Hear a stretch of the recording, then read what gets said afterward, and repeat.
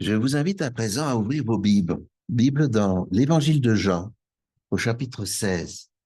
Nous lirons les versets 1 à 13. Jean 16, 1 à 13. Je vous ai parlé ainsi pour que vous ne soyez pas scandalisés. Ils vous excluront des synagogues, et même l'heure vient où quiconque vous fera mourir pensera offrir un culte à Dieu. Et ils feront cela parce qu'ils n'ont connu ni le Père ni moi. Je vous ai parlé ainsi pour que l'heure venue, vous vous souveniez que je vous l'ai dit. Je ne vous l'ai pas dit dès le commencement parce que j'étais avec vous. Maintenant, je m'en vais vers celui qui m'a envoyé, et nul de vous ne me demande où vas-tu? Mais parce que je vous ai parlé ainsi, la tristesse a rempli votre cœur. Cependant, je vous dis la vérité, il est avantageux pour vous que je parte. Car si je ne pars pas, le consolateur ne viendra pas vers vous. Mais si je m'en vais, je vous l'enverrai. Et quand il sera venu, il convaincra le monde de péché, de justice et de jugement. De péché parce qu'il ne croit pas en moi. De justice parce que je vais vers le Père et que vous ne me verrez plus. De jugement parce que le prince de ce monde est jugé. J'ai encore beaucoup de choses à vous dire, mais vous ne pouvez pas les comprendre maintenant. Quand il sera venu, lui, l'Esprit de vérité, vous conduira dans toute la vérité, car ses paroles ne viendront pas de lui-même, mais il parlera de tout ce qu'il aura entendu et vous annoncera les choses à venir. Que le Seigneur bénisse sa parole et son influence dans nos cœurs. Et je laisse Florian développer donc son message, l'importance de se laisser guider par l'Esprit de Dieu.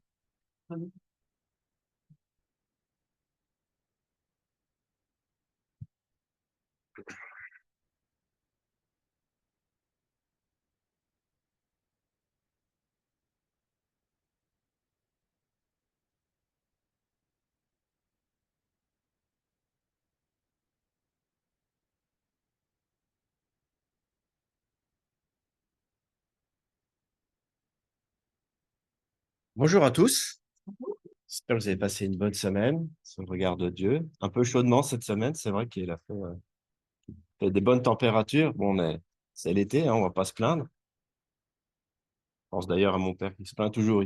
Quand il fait chaud, il fait trop chaud. Quand il fait froid, il fait trop froid. Ça va jamais.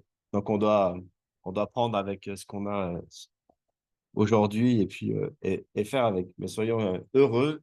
En tout cas, il fait beau. La température est là, c'est vrai. Très bien. Mon micro est pas assez haut. Ok. C'est vrai que je le mette à fond. J'ai choisi un sujet un peu, enfin, pas tellement particulier, mais je me disais, tiens, c'est avec voilà, aussi notre manière aussi de voir aujourd'hui par rapport au modèle divin. On parle souvent dans notre église du Père, du Fils. Et c'est vrai que pour nous, l'Esprit de Dieu, c'est l'Esprit commun des deux. Mais si on regarde bien, tout au long de la parole de Dieu, on parle aussi de l'Esprit de Dieu. Et, euh, et on va débattre un petit peu de ça tout au long de cette présentation. Euh, Pourquoi j'en suis arrivé à ça? Alors en ce moment, en fait, on passe par des phases un peu particulières avec mon épouse. Euh, Certains d'entre vous le savent, en fait, donc moi, ça fait déjà quelques mois que je suis en arrêt. Je viens d'être licencié. Et la semaine passée, cerise sur le gâteau, ma femme m'annonce le soir, elle me dit, écoute, tu connais pas la dernière nouvelle. Je, je viens d'être licencié, donc je serai sans travail au mois de septembre. Donc moi, c'est acté, donc je serai en tout cas, si rien ne se déclenche d'ici là, je serai au chômage le 1er août. Et donc, si rien ne se passait, Sandrine était au chômage le 1er septembre. Donc voilà, on s'était un peu engagé dans un projet qui malheureusement n'a pas pu aboutir. On voulait partir de la région, acheter notre maison, enfin faire toutes ces choses-là. Et puis, au dernier moment, en refaisant des calculs, je me suis dit, ah là, ça va pas jouer. Et j'ai tellement senti que Dieu me disait, enfin, tiens le frein à main, que voilà, à contre-cœur, j'ai dit, bon, ok, Seigneur, je comprends pas pourquoi, mais tu sauras certainement me l'expliquer. Et c'est ce qui a un petit peu amené cette réflexion de ce matin. Vous savez, Dieu répond toujours aux prières. Et c'est vrai que en fouinant un petit peu à droite à gauche, j'ai pu trouver des choses qui ont un peu répondu un peu à ces questions. Je voulais un peu vous les partager. Pourquoi? Parce que j'en étais arrivé à un moment de ma vie où, surtout là, on va dire ces deux, trois dernières semaines, où j'en étais à me dire, ouais, mais là, je fais quoi maintenant en fait? Qu'est-ce que je fais de ma vie là? Pour moi, il y avait des choses qui étaient claires. Et donc, l'angoisse et l'inquiétude ont commencé à prendre un petit peu place dans mon cœur. Mais je résistais, je disais, Seigneur, non, je veux pas aller dans la tristesse, mais je vous garantis qu'il y a des matins où je me réveillais, c'était costaud, quoi. Je savais pas du tout. J'anime des groupes de prière. Il fallait que je lutte pour continuer d'aller vers ces groupes de prière, que ce soit le matin, le soir. Ça a été compliqué. Vraiment. J'ai dit, Seigneur, il faut que tu m'aides là, parce que là. Et bref, alors on va aller un petit peu dans cette exploration-là. Euh, la parole de Dieu, d'ailleurs, nous dit qu'on ne doit pas s'inquiéter de quoi que ce soit.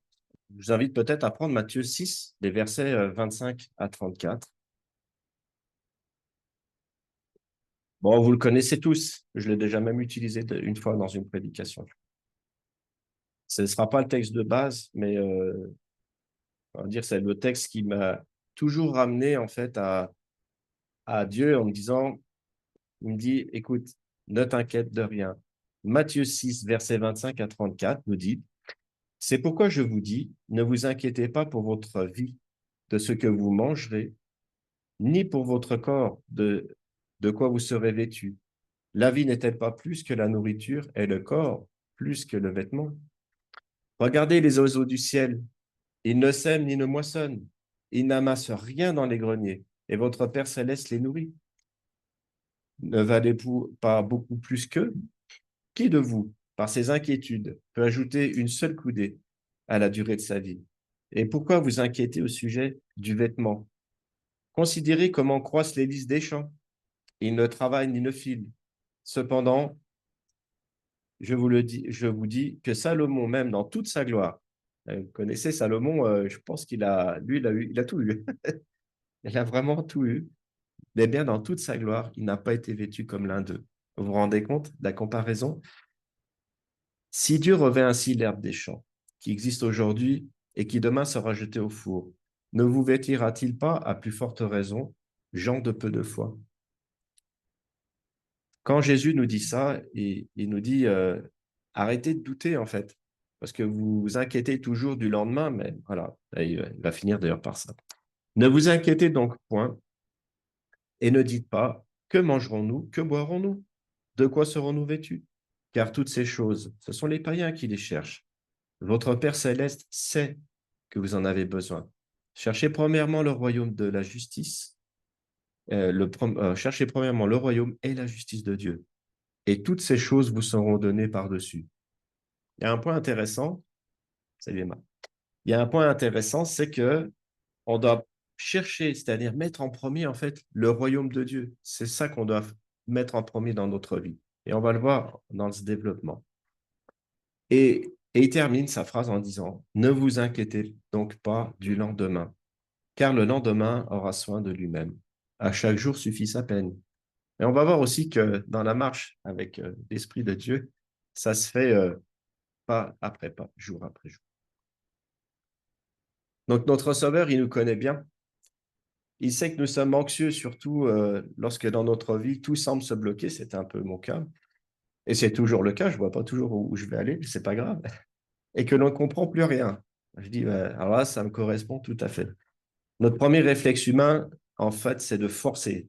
Forcer les relations, forcer les décisions, forcer les réponses. On veut avoir des réponses. On insiste, on insiste, on insiste.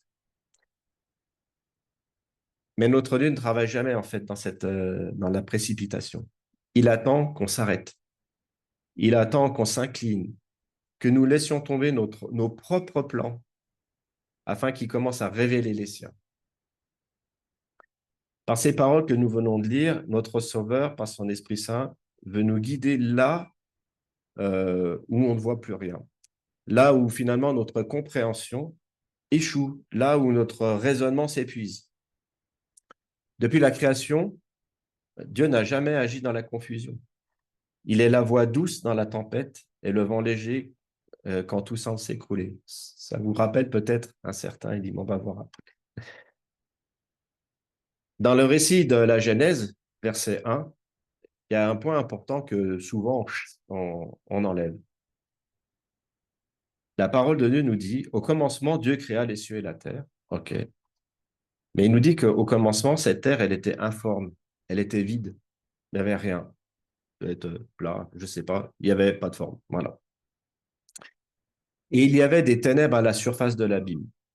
Donc, on va pas dire que c'est le lieu le plus réjouissant. On est loin des lieux célestes, de la gloire de Dieu et tout ça.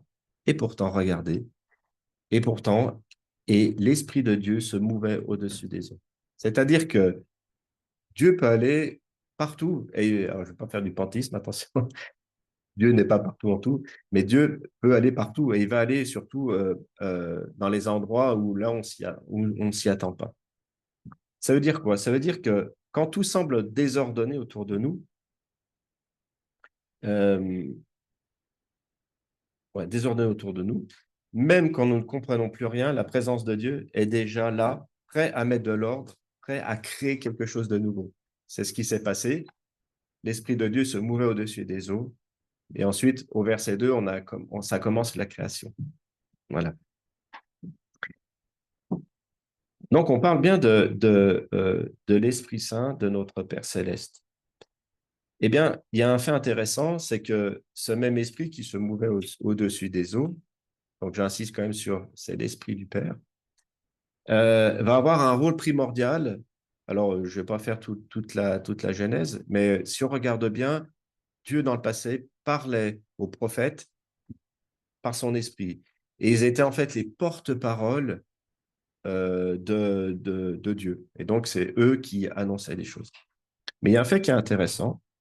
On arrive à l'époque de Jésus, et puis il y a quand même quelque chose qui va se passer. D'abord, premièrement, Jésus va aller dans les eaux du baptême. Ça, c'est un point intéressant. Mais le deuxième point intéressant, c'est que Dieu va lui accorder son esprit.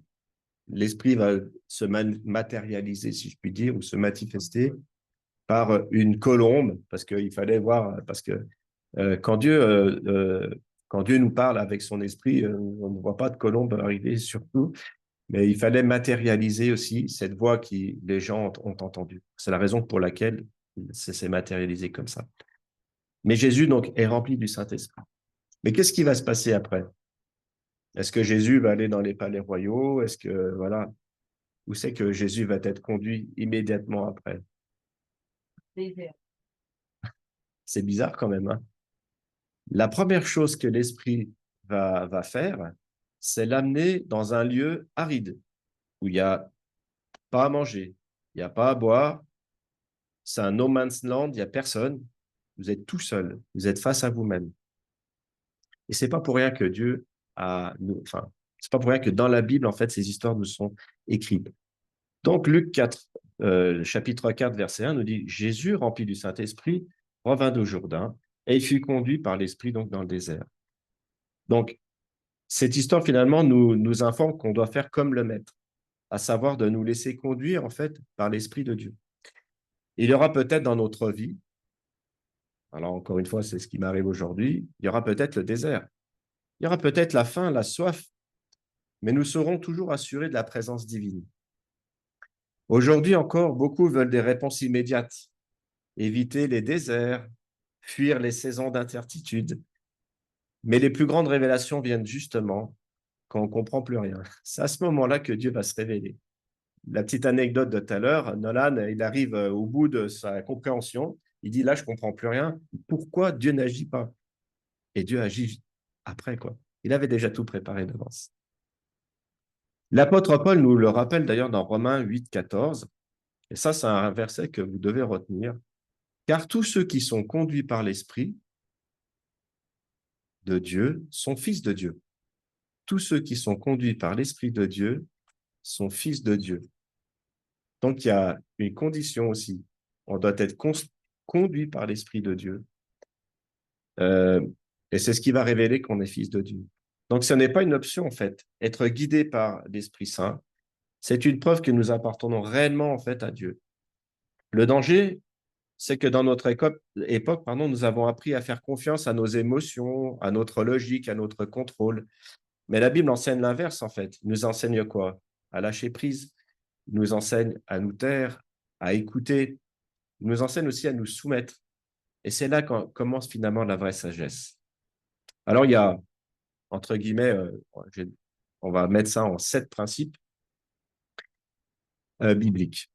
Le premier principe, c'est l'Esprit Saint, en fait, agit toujours dans le calme. Ce n'est pas dans la tempête que Dieu va se révéler. Et effectivement, je fais une petite allusion tout à l'heure, on va aller dans 1 Roi 19, les versets 11 à 13. On va relire cette histoire qui est une belle histoire. L'Éternel dit, alors vous vous souvenez tous, en fait, Élie a, a vaincu finalement les prophètes de Baal. Alors, c'est soldé par une scène tragique, parce qu'ils se sont retrouvés à égorger 300 personnes. Je ne veux même pas imaginer la scène, ça doit être une horreur, en fait. Là, des fois, on lit la Bible un peu vite, hein. Mais si on essaye de se faire le film, on se dit, attends, là, il y a un problème quand même. Et là, et les zigouiller les 300, quoi. Et je pense que ça a dû impacter le cœur d'Élie. Et quand il remonte et qu'il entend que euh, Jézabel veut le mettre en pièces, lui qui vient demander à Dieu de faire descendre le feu du ciel et que le feu est descendu. Donc, en fait, là, il a une relation forte avec Dieu. Là, ses jambes flanchent, en fait. Et on connaît un peu la suite et il va se retrouver découragé. Et puis, vous vous souvenez, il y a un ange qui va venir, lui apporter un gâteau. Bref. Mais ce qui est intéressant, c'est qu'il va le faire aller jusqu'au mont Sinaï. Probablement, je dis bien probablement, je ne vais pas engager ça à 100%, je pense que probablement, il s'est retrouvé dans le même fameux rocher où Moïse a dit à Dieu, montre-moi ta gloire. Parce qu'on retrouve un peu la même histoire, quasiment mot pour mot. Alors, on est dans ce rocher, dans cette grotte, et l'Éternel va parler. L'Éternel va dire, dit, sors et tiens-toi dans la montagne devant l'Éternel. Et voici l'Éternel passa. Et devant l'Éternel, il y a un vent fort et violent qui déchirait les montagnes et brisait les rochers. Ça devait être quelque chose de costaud.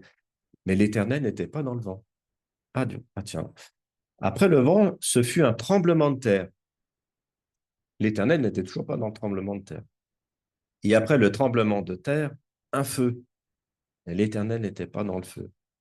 Et après le feu, un murmure doux et léger. Vous voyez comment Dieu se présente devant nous. Il ne se présente pas dans les cris, il ne se présente pas dans le bruit. Il va se présenter dans un murmure doux et léger. Donc, je vous mets au défi d'entendre la voix de Dieu s'il y a du bruit autour de vous. Ma sœur m'a fait une présentation, ma belle-mère était là. Ils ont, ils ont inventé, alors, vous savez, les systèmes pour les aides auditives, en fait. Et aujourd'hui, d'ailleurs, c'était l'exposé qu'elle a dû faire ce matin. Là, elle est en Espagne, elle passe un examen. Alors, ma sœur n'est pas chrétienne. J'aimerais bien qu'elle vienne à Jésus, mais pour l'instant, voilà. Donc, elle passe son examen le jour du sabbat. J'ai dit, bon, voilà, mais bon, on ne peut pas lui en vouloir, c'est comme ça. Et donc, bref, dans l'exposé qu'elle nous faisait, elle nous disait que ces appareils auditifs, en tout cas les nouvelles formules qu'ils font, ils ont ce qu'on appelle l'intelligence artificielle. Donc, cette intelligence artificielle a la capacité, en fonction des bruits environnementaux, de modifier, en fait, de capter ces bruits, de les atténuer pour que vous puissiez entendre la personne qui est à côté de vous. Par exemple, vous êtes dans un restaurant qui est bondé de monde. Et je ne sais pas si vous êtes déjà arrivé, surtout plus on prend de l'âge, plus c'est compliqué. Et puis, quand il y a beaucoup de bois autour de soi, on n'entend plus trop bien, en fait.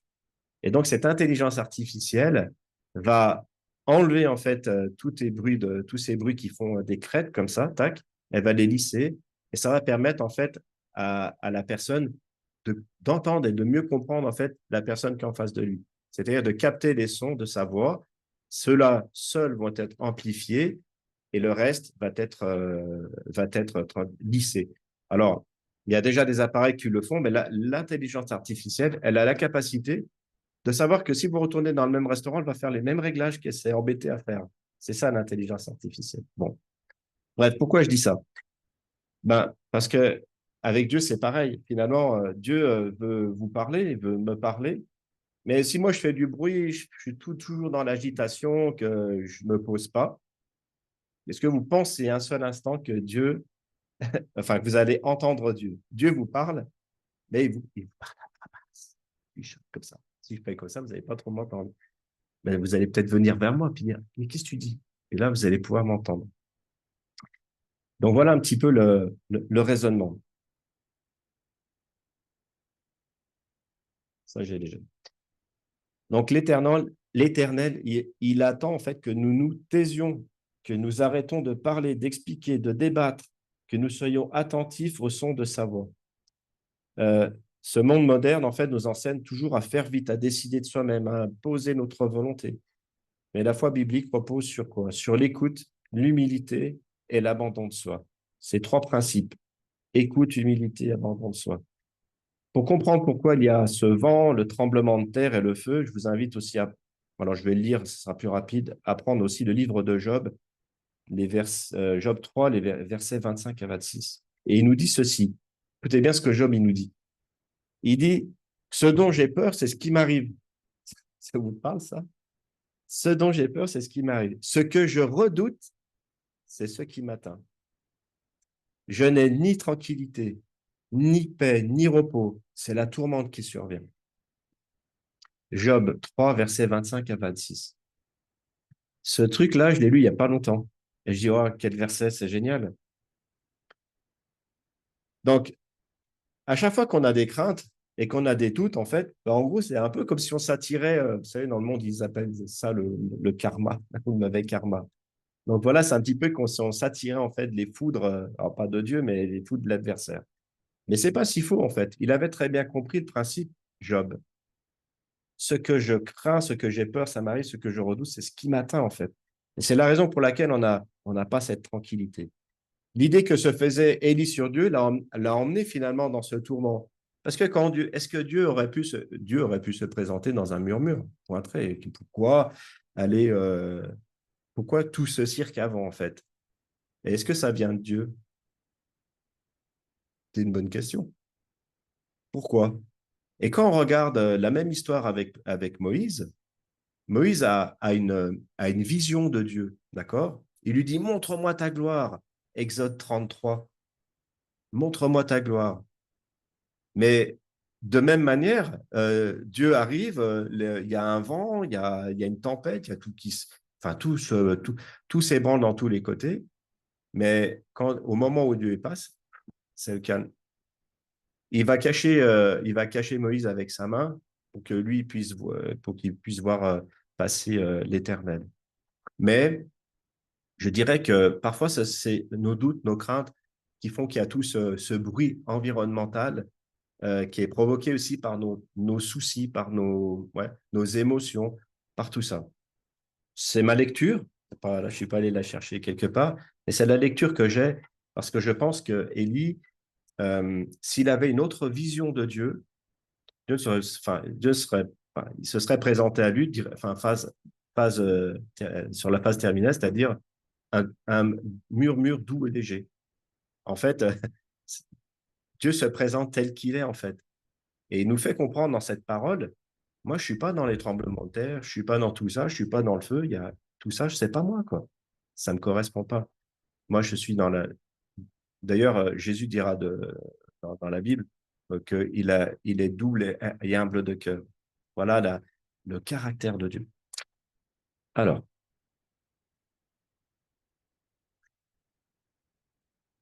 d'ailleurs, Jésus va nous dire un- une chose, alors je ne vais pas noter où c'était, mais c'est dans Matthieu, je sais. Il va nous dire ceci concernant finalement le calme et la paix. Parce que là, on voit que Job, il dit, je n'ai pas ni la tranquillité, ni la paix, ni le repos. Jésus nous dit, moi, je vais vous donner quelque chose. Et il nous dit, je vous laisse la paix. Je n'ai pas mis la référence, donc je ne peux pas vous la dire, mais c'est Matthieu peut-être 6 ou 7. Je vous laisse la paix, je vous donne ma paix. Mais il dit, moi, je ne vous la donne pas comme le monde la donne, en fait. Que votre cœur ne se trouble pas et ne se laisse pas effrayer. Je vous donne ma paix. Euh, Dieu se veut rassurant, à l'écoute. Il n'appartient qu'à nous de faire silence et d'écouter sa voix. Il nous dit dans le psaume 32, verset 8, « Je t'instruirai et je te montrerai la voie que tu dois suivre. Je te conseillerai et j'aurai le regard sur toi. » La version d'Arby dit, « Je t'ai avisé, je t'enseignerai le chemin que tu dois prendre, que tu dois marcher, et je te guiderai de mon œil. » Je trouve que c'est encore plus joli sur la version d'Arby. Donc, je t'enseignerai le chemin dans lequel, en fait, tu dois marcher. Voilà la route. C'est ce verset que je t'avais dit cette semaine. C'est Psaume 32, verset 8. 2, il faut que j'accélère un peu. Obéir à la voix de Dieu. Alors, on va aller dans 1 Samuel, chapitre 15, versets 22 à 23. Je vais mettre le réveil comme ça je vois à peu près où on en est sur l'heure. Ça va. Le point 2, obéir à la voix de Dieu. Bon, il y a le chapitre 15 de Samuel va révéler une histoire qui est assez intéressante. Donc, donc Samuel va aller vers Saül et il va lui dire, écoute, tu vas aller vers le roi de Amalek. Et là-bas, vous allez passer au fil de l'épée, tout le monde, femmes, enfants, enfin bref, bœufs, animaux, tout ça. Je me souviens un petit peu de cette histoire, si vous l'avez déjà lu. Mais ce qui va se passer, c'est que donc il va aller là-bas et en fait, à un moment donné, ils vont voir qu'il y a certains animaux, ils sont sans défaut. Puis il va se dire, c'est un peu dommage en fait de tout tuer, tout ça, quoi. Donc en fait, il va dire, bon, on va les prendre et puis on offrira une offrande à Dieu avec ces animaux. Et donc, sûr du bon fond en fait dans lequel Saül, le roi Saül, pense être, donc il va faire ça. Mais c'est pas ce que Dieu, on relit bien le texte, c'est pas ce que Dieu va ordonner en fait. Alors même si c'est encore très discutable le fait de passer au fil de l'épée, femmes, enfants, etc. Mais ça, c'est une autre lecture et on va pas aller là-dessus. Mais toujours est-il que Dieu avait donné des choses à, au roi Saül à faire. Et donc, à la fin donc, de tout ça, Samuel, en fait, Dieu va parler à Samuel et puis il va lui dire, mon serviteur Saül a pas obéi finalement à ma voix. Et la conséquence, c'est qu'en fait, il va retirer en fait la bénédiction qu'il avait donnée au roi Saül. C'est-à-dire qu'il va lui enlever le titre de roi. Donc, il y a une bénédiction qui est accordée. Il a été roi, hein, Saül, vous vous souvenez? Eh bien, c'est ce qui va se passer. Et regardez, c'est pour ça que l'obéissance à la voix de Dieu elle est toujours importante. Samuel, donc versets 22 à 23. Samuel va dire, l'Éternel trouve-t-il du plaisir dans les holocaustes et les sacrifices, comme dans l'obéissance à la voix de l'Éternel? Voici, l'obéissance vaut mieux que les sacrifices et l'observation de sa parole vaut mieux que la graisse des béliers. Car la désobéissance est aussi coupable que la divination et la résistance ne l'est pas moins que l'idolâtrie et les téraphins. Puisque tu as rejeté la parole de l'Éternel, il te rejette aussi comme moi. Bon, après, plus Dieu vous met une place importante, plus je pense qu'il faut vraiment marcher avec la voix de Dieu. Mais c'est un peu notre message, marcher avec l'Esprit de Dieu. Saül, en fait, il a mal agi. Il a pris une décision un peu dans l'urgence, quelque part. Il s'est dit, tiens, je vais faire ça. Tac. Et puis, finalement, sans attendre l'instruction divine. Et pourtant, son intention au départ, si on fait pas attention, on se dit, bah, il y a pas, finalement, c'est pas si mauvais que ça, quoi. Elle pourrait sembler bonne. Donc, il voulait offrir un sacrifice à Dieu, mais Dieu n'a pas regardé cette action-là.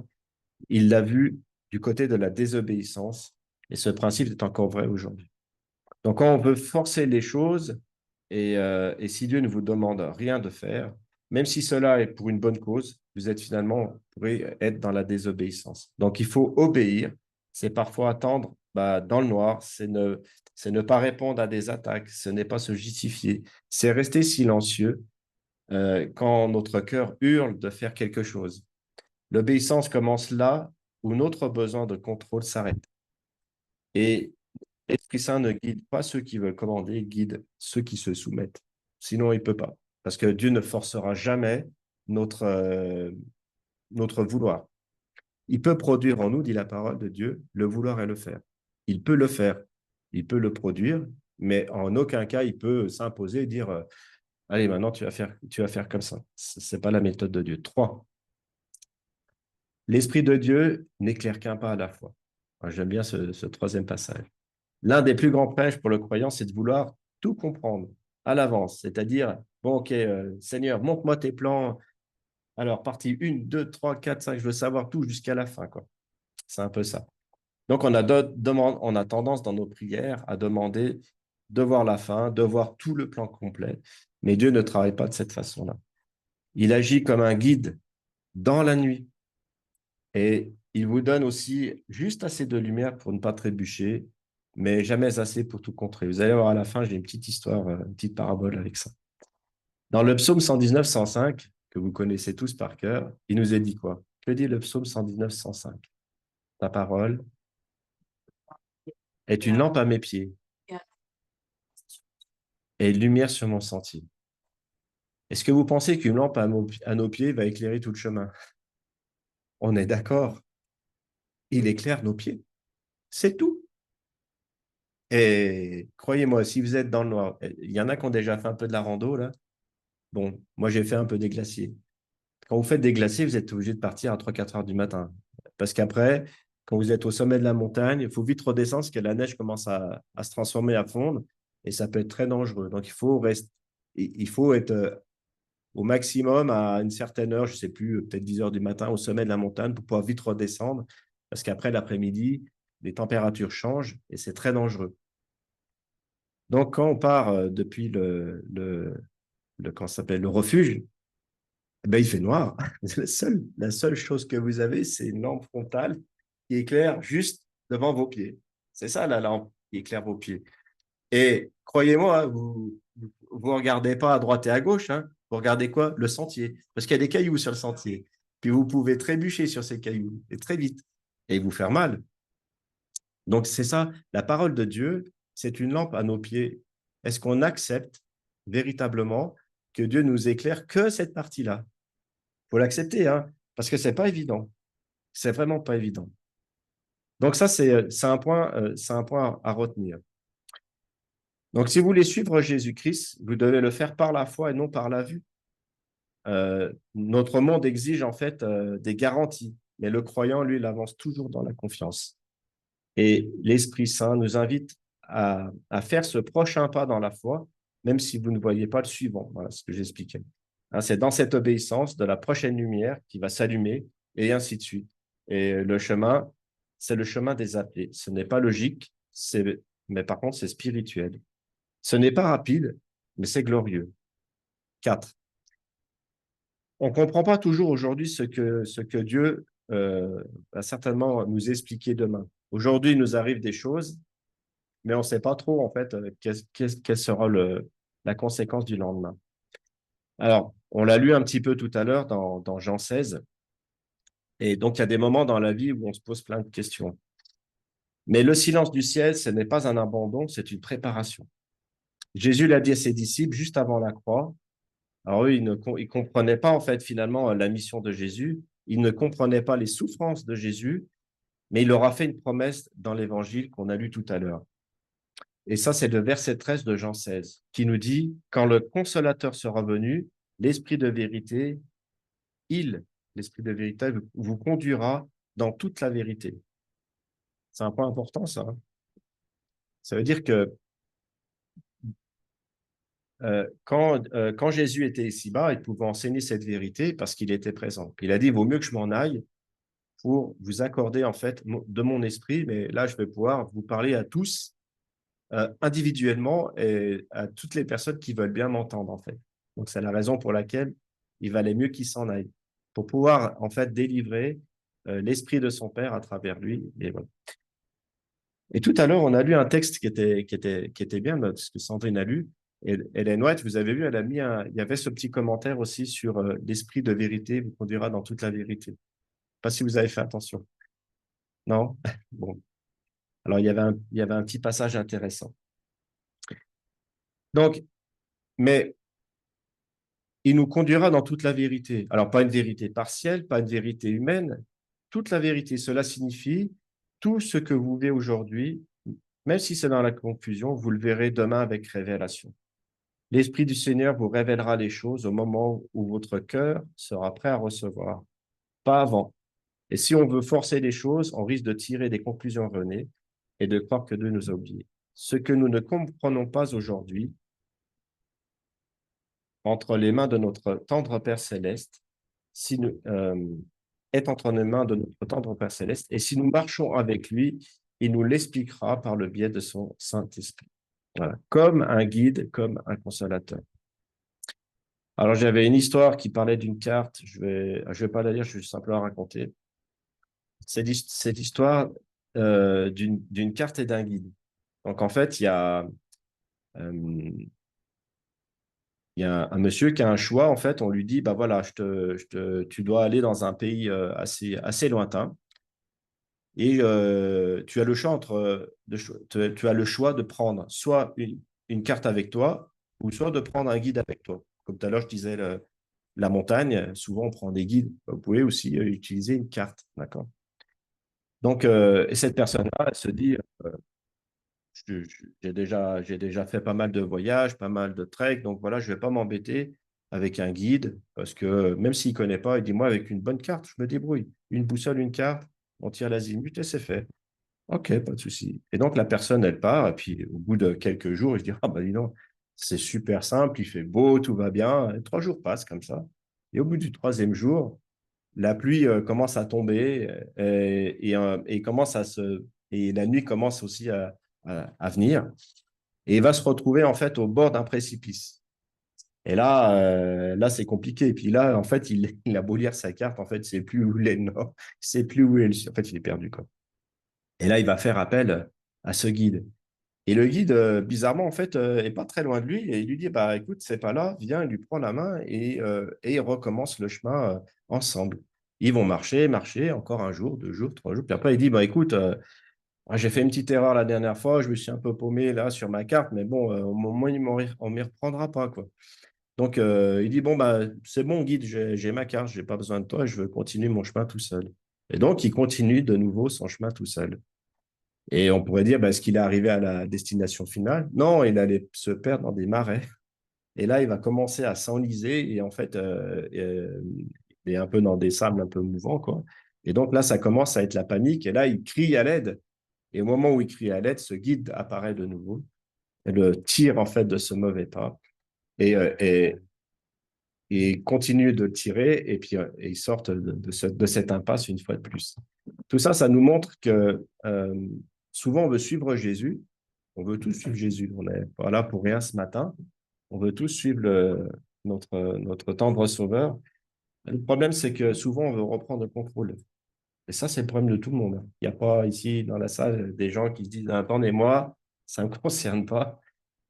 Alors, si c'est le cas, vous êtes bénis et le ciel n'est pas loin pour vous. Moi, je pense que j'ai encore pas mal de chemin à parcourir parce que, encore une fois, c'est toute une relation de confiance. Et donc, à chaque fois, ben, on se dit, OK, allez, je te fais confiance pour ce bout-là. Et après, indéniablement, on veut reprendre ce contrôle-là et malheureusement, ben, on se plante.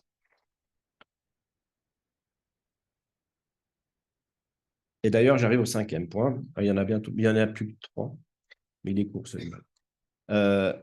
On parle de contrôle. Et en fait, dans ce cinquième point, c'est tout contrôler finalement, c'est choisir quoi? C'est choisir l'esclavage. Mais par contre, suivre l'esprit de Jésus, l'esprit de Dieu, c'est entrer dans la liberté. La Bible nous dit dans 2 Corinthiens 3,17, or le Seigneur, c'est l'esprit. Et là où est le Seigneur, et là non, et là où est l'esprit du Seigneur, là est la liberté.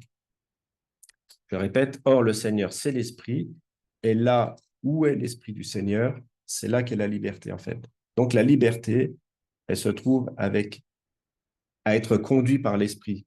Si nous ne sommes pas conduits par l'Esprit, on ne peut pas être... voilà. Donc, cette liberté n'a pas d'absence de combat, hein. C'est la paix au milieu du combat. Ce n'est pas aussi fuir les difficultés. Dieu ne nous dit pas, bah, écoute, si tu me suis, alors là, il t'arrivera rien. Là, il n'y a pas de souci. Tout va bien se passer pour toi. Ne t'inquiète de rien. Oui, ne t'inquiète de rien, je serai à côté de toi. Je serai physiquement à côté de toi. Je vais t'accompagner tout au long du chemin. Mais ça ne va pas enlever les difficultés du chemin. Ça ne va pas enlever que c'est quand même toi qui marches. Si ça monte, c'est fatigant. Si, voilà, s'il y a des rochers, tu peux aussi trébucher, mais je serai toujours là pour toi. Voilà ce que c'est aussi de, de suivre l'Esprit de Dieu. Mais si on veut reprendre le contrôle, eh bien cette pseudo-liberté, en fait, nous amène à nous enchaîner, à être enchaînés. Sixième point. On a parlé aussi tout à l'heure du silence, ça d'ailleurs avec le chant de la fin. Le silence de l'Esprit de Dieu est souvent en fait une réponse. C'est bizarre ça, parce que quand on se tait en général, c'est qu'on il n'y a pas de, il y a rien derrière. Beaucoup pensent que lorsque l'Esprit de Dieu ne parle plus, bah, c'est qu'il s'est éloigné. Souvent on dit, mais Seigneur, pourquoi tu ne me parles plus là? Qu'est-ce que tu veux? On a tous vécu ces trucs-là où on a prié Dieu et pas de réponse, rien. Le calme plat, vous êtes sur la mer, il n'y a pas de vent. Et là, il n'y a rien qui se passe. Le calme plat. Euh, alors, c'est pas que Dieu parle pas. Finalement, donc on pense qu'il s'est éloigné. Alors, on va prier plus fort, on va s'agiter, on va paniquer, on va pas comprendre. Mais tous ces gens, en fait, qui vont faire ça, ils comprennent pas que parfois, c'est la manière que Dieu utilise pour répondre. Ce silence divin n'est jamais vide. En fait, il est chargé de sens, il est chargé d'attente, il est chargé de transformation. Il est écrit dans le livre d'Ésaïe, chapitre 30, verset 15. Car ainsi a parlé le Seigneur l'Éternel, le Saint d'Israël. Écoutez bien, c'est dans la tranquillité et le repos que sera votre salut. Vous connaissez tous ce texte. Mais c'est dans le calme et la confiance que sera votre force. Mais vous n'avez pas voulu. Vous voyez? Donc, Dieu parle à nos cœurs et il nous dit, sois tranquille, sois reposé. C'est ça, c'est dans cette tranquillité et dans ce repos qu'est votre salut. Et c'est dans ce calme et cette confiance que vous avez en moi qui va vous permettre de traverser toutes les épreuves de la vie, et même les plus difficiles, même la maladie. Je pense à cette personne qui s'appelle Jésus. Est-ce qu'il ne serait pas content d'avoir ce texte-là, quelque part? Parce que même si il y a la fin de demain, nous pouvons mourir, hein, on n'est pas, même si Jésus revient, on peut déjà passer l'arme à gauche, mais cette relation-là que Dieu veut avoir avec nous. Mais ce n'est pas une petite relation, c'est une vraie relation de confiance. Ce verset, c'est finalement un miroir pour nos âmes agitées. Dieu nous dit que notre salut ne se trouve pas dans la précipitation, ni dans le tumulte. Il se trouve dans le calme, dans le repos, dans la confiance. Mais trop souvent, nous ne le voulons pas. Nous préférons faire du bruit, bouger dans tous les sens, chercher des réponses. Ça me parle, hein. Vous savez, des fois, on perd un truc et puis là, on s'énerve. Ah, j'ai mis ça où? Et puis là, on commence à... Voilà, on brasse, on brasse, on brasse. Ça m'arrive quand je perds le téléphone ou je perds les clés de la voiture et puis qu'effectivement, c'est l'heure de partir. Et là, on avait tous vécu ça. Et puis moi, je suis un impatient aussi, un faux calme. Donc du coup, ça monte dans les tours. Et des fois, c'est rare, mais des fois, je me dis, arrête, puis, et là, on trouve tout de suite, bizarrement. Ça, c'est la pédagogie de Dieu. Mais on est tous un peu pareils à des degrés différents. Donc, ce n'est pas parce que vous n'attendez rien qu'il ne fait rien. Au contraire, c'est souvent dans les saisons de silence que Dieu travaille le plus profondément. C'est là qu'il façonne notre caractère, il purifie notre cœur, il prépare le chemin. Et quand le moment est venu, sa voix revient. Et elle revient claire, tranchante, douce comme l'aurore. Le silence de l'Esprit Saint n'est pas un abandon, c'est une formation. Et si vous acceptez ça, vous découvrez qu'une seule parole prononcée après le silence vaut mieux que 1000 paroles dans la confusion. Alors, ne méprisons plus le silence. Embrassons-le. Il est la preuve que Dieu vous prépare pour quelque chose de grand. Allez, dernier point. Le chemin de Dieu, il est étroit. mais ce chemin étroit, il mène à la vie. Alors, vous allez voir tout de suite le verset.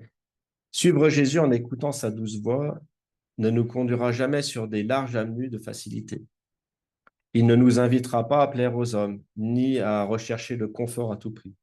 Le chemin de l'esprit est un sentier étroit, souvent solitaire, parfois incompris. J'arrive au verset là. Souvent incompris. Il vous faudra donc renoncer à des choses que d'autres vont garder. Il vous demandera de dire non, là où les autres vont dire oui, nous, ça ne nous pose pas de problème. Mais ce chemin est le seul, l'unique qui mène à la vie véritable. Jésus va nous le dire sans détour dans l'évangile de Matthieu, chapitre 7, les versets 13 à 14. Et vous connaissez tous. Entrez par la porte étroite. Pourquoi? Parce que large est la porte, spacieux le chemin qui mène à la perdition.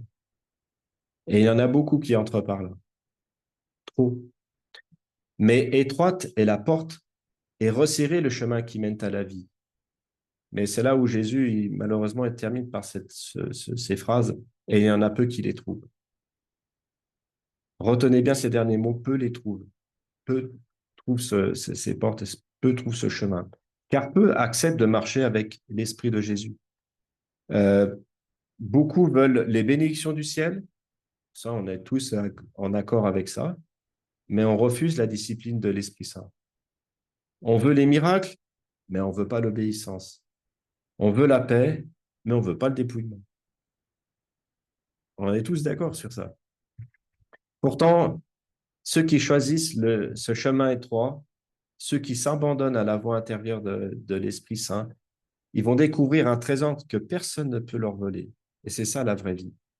Une vie qui n'est pas dictée par les circonstances. La Bible, elle nous dit, ne soyez pas ballottés, vous savez, un bateau sur la mer avec à tout vent de doctrine. J'ai plus la référence, mais c'est exactement ça. Si on prend les apôtres, et si on prend même nos pionniers, ils étaient droits dans leurs bottes, ils savaient où ils marchaient, hein. Ils n'étaient pas dans la confusion, ils étaient conduits par Dieu.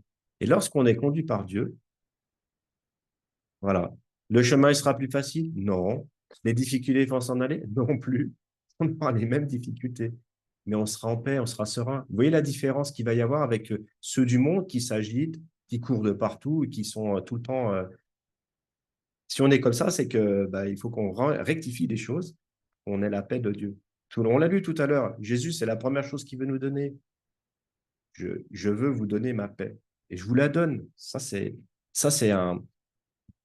une belle parole que Dieu nous dit. C'est une belle promesse. Voilà, je cherche le mot.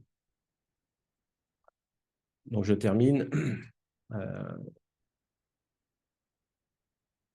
Donc, ce chemin commence toujours par cette fameuse décision, celle de ne plus forcer, celle de renoncer à notre propre voie, celle de se soumettre pour marcher dans celle de l'esprit, pas à pas, même si c'est étroit, même si c'est lent, même si c'est parfois inconfortable.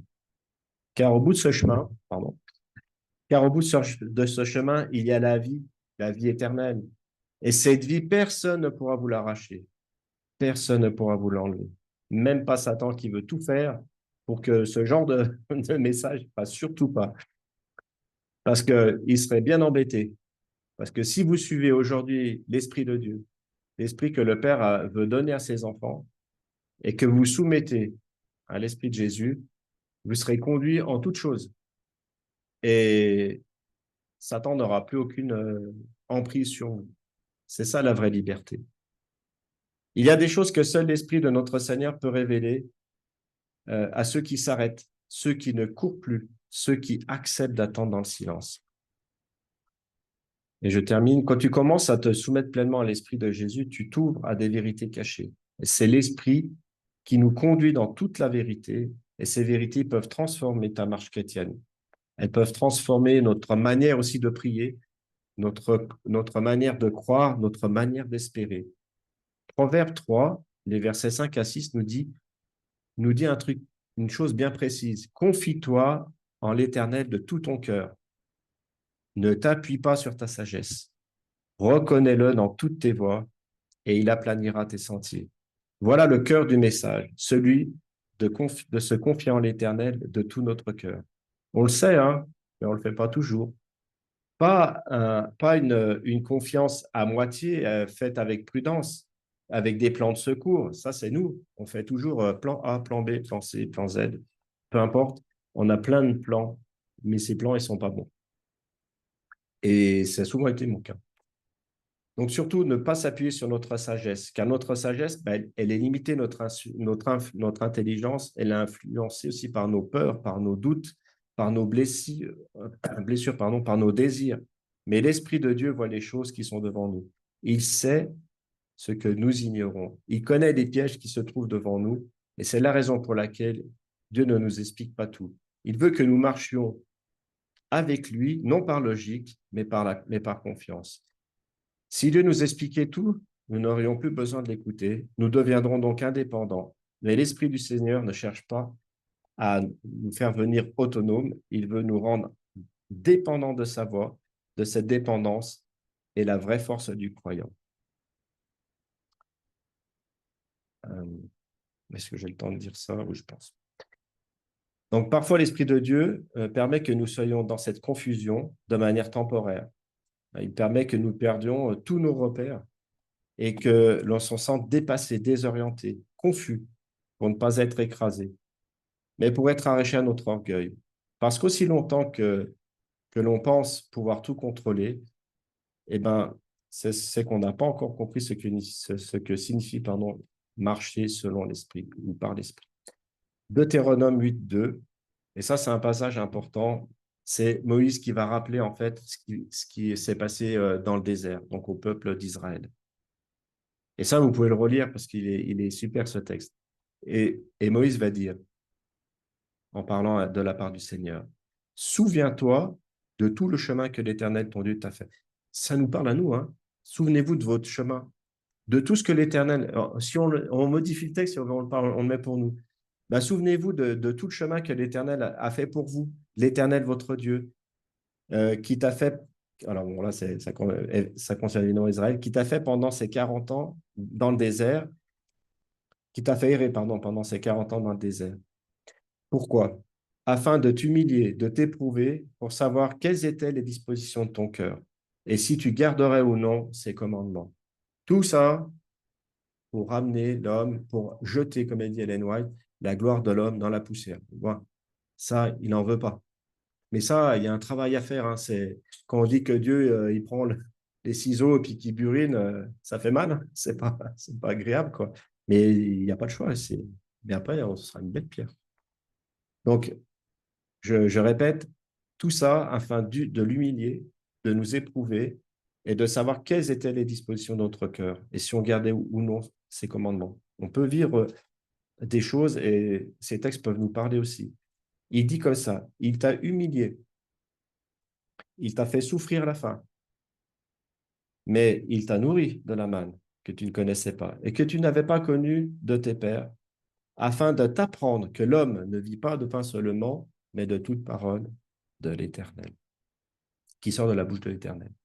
Ton vêtement ne s'est point usé sur toi, et ton pied ne s'est point enflé pendant ces 40 années. Alors reconnais dans ton cœur que l'Éternel, ton Dieu, te châtie comme on châtie son enfant.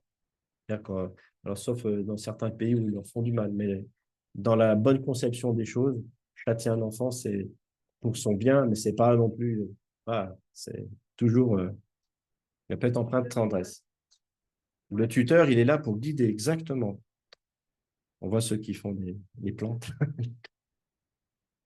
Dieu a laissé dans des... Alors, Dieu les a laissés dans les airs, non pour les punir, mais pour les purifier. C'est encore ainsi que par son esprit, il agit aujourd'hui. Donc, il nous laisse traverser des fois des saisons où rien ne semble logique, où tous nos plans échouent, où notre intelligence ne suffit plus, où même notre nom, notre expérience, nos stratégies ne peuvent rien produire.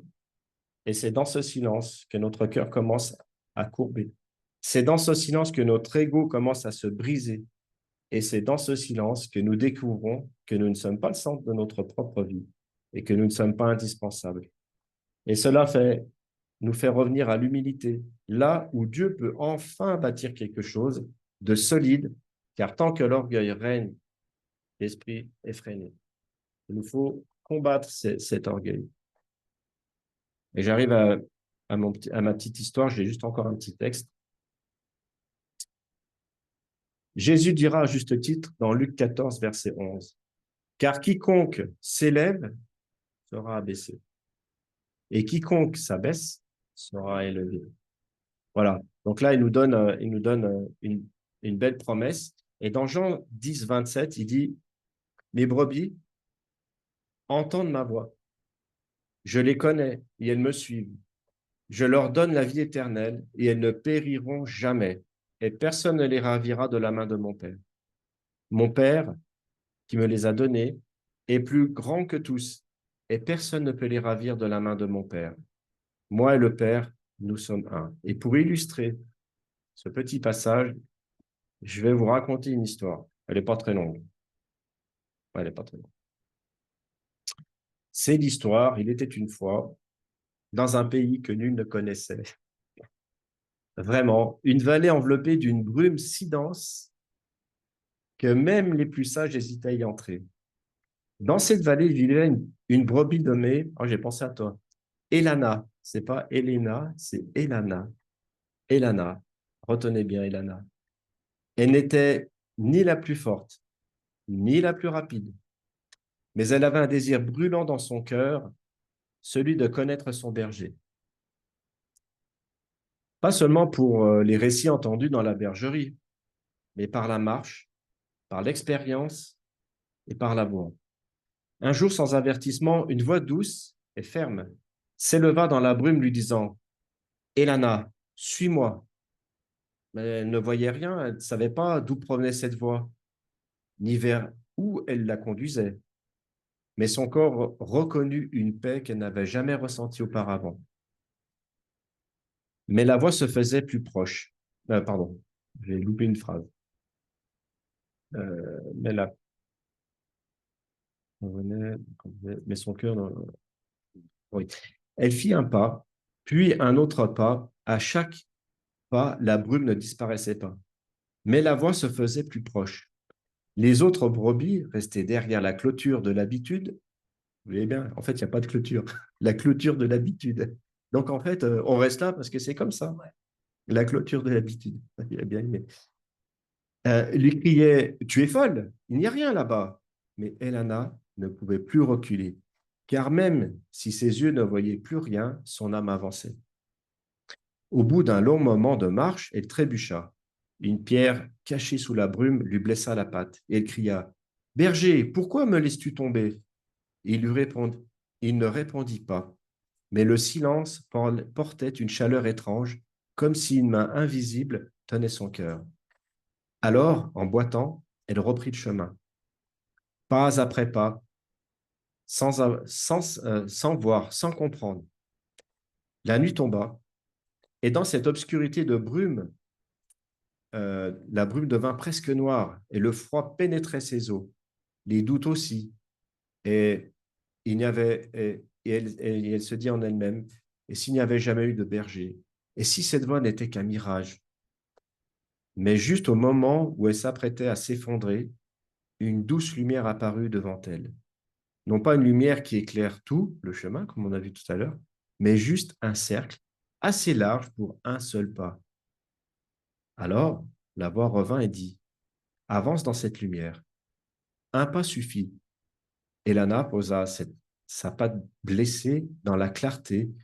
Aussitôt, le cercle de lumière avança. Un autre pas, puis encore un, et ainsi elle marcha toute la nuit, éclairée juste assez pour ne jamais s'arrêter. Quand l'aurore se leva, la brume se dissipa lentement, et devant elle se tenait le berger. Il était là depuis le début. Sa main avait guidé chaque pas, sa voix avait traversé la nuit. Il dit, « Tu n'as jamais marché seul, je ne te montre jamais toute la route, car c'est la confiance qui construit l'amour. » Et Elana comprit. Elle comprit que le chemin était le cadeau, que la brume faisait partie du plan, et que la voix était plus précieuse que la vue, et surtout que de pas comprendre n'était pas un obstacle, mais une invitation à s'abandonner. Depuis ce jour, Elana n'a plus jamais demandé à voir loin.